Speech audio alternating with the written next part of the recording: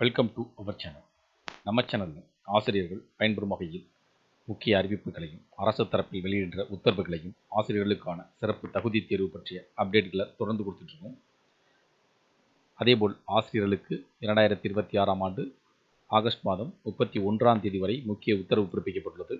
இந்த உத்தரவின் மூலமாக எந்தெந்த ஆசிரியர்கள் என்னென்ன பணிகளை செய்யக்கூடிய ஆசிரியர்களுக்கு இந்த முக்கிய உத்தரவு வழிமுறைகளை பின்பற்ற வேண்டும், இதற்கான அறிவிப்புகள் எதுவும் அரசாணைகள் வெளியிடப்பட்டுள்ளதா என்பதை பார்ப்போம். பள்ளி வேலை நேரம் தவிர்த்து காலை மற்றும் மாலை நேரங்களில் ஆசிரியர்கள் வீடு வீடாக சென்று மக்கள் தொகை கணக்கெடுப்பு பணியில் ஈடுபட வேண்டும் என உத்தரவிடப்பட்டுள்ளது.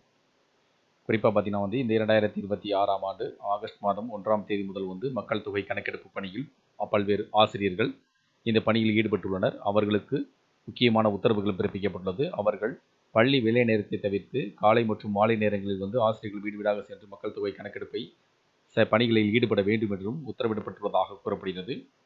தமிழகத்தில் கடந்த 1ஆம் தேதியிலிருந்து மாநிலம் முழுவதும் மக்கள் தொகை கணக்கெடுப்பு பணி தொடங்கியுள்ளது.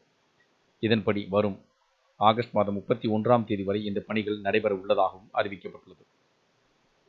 இந்த பணிக்காக நியமனம் செய்யப்பட்ட அலுவலர்கள் வீடு வீடாக சென்று மக்கள் தொகை கணக்கெடுப்பு பணியில் ஈடுபட்டு வருகிறார்கள். குறிப்பாக இந்த பணியில் ஆசிரியர்கள் அதிக அளவில் ஈடுபடுத்தப்பட்டுள்ளனர். இந்த சூழலில் பல மாவட்டங்களை சேர்ந்த முதன்மை கல்வி அலுவலர்கள் ஆசிரியர்களுக்கான சுற்றறிக்கையை அனுப்பியுள்ளனர். அந்த சுற்றறிக்கையில் மக்கள் தொகை கணக்கெடுப்பு பணிக்கு எந்த ஆசிரியர்கள் எல்லாம் நியமிக்கப்பட்டார்களோ அவர்கள் அனைவரும் காலை மற்றும் மாலை நேரங்களில் வீடு வீடாக சென்று மக்கள் தொகை கணக்கெடுப்பு பணியில் ஈடுபட வேண்டும் என தெரிவிக்கப்பட்டுள்ளது.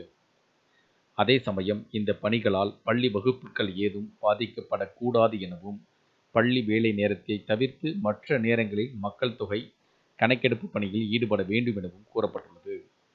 எனவே ஆசிரியர்கள் அனைவரும் மக்கள் தொகை கணக்கெடுப்பு பணிக்கு முழுமையான ஒத்துழைப்பு தர வேண்டும் எனவும் மாணவர்களின் வகுப்புகள் பாதிக்காத வகையில் பணிகளை மேற்கொள்ள வேண்டும் எனவும் மாவட்ட முதன்மை கல்வி அலுவலர்கள் கேட்டுக்கொண்டுள்ளனர்.